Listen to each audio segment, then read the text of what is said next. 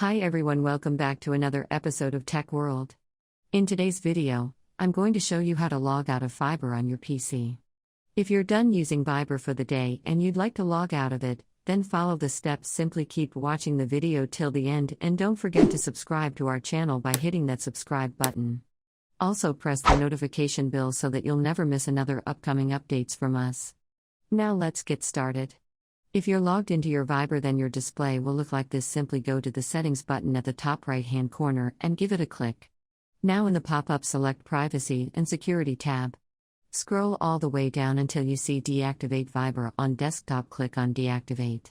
Remember that deactivating Viber will delete your conversation history and app data, and your conversation history you made from a PC will still be available on other devices. Click on Deactivate, and in the pop-up select to deactivate one more time to confirm logging out from Viber on your PC.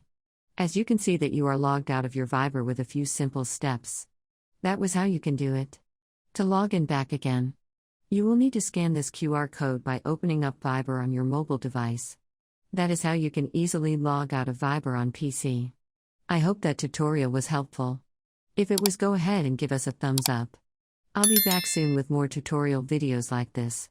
Thanks for watching.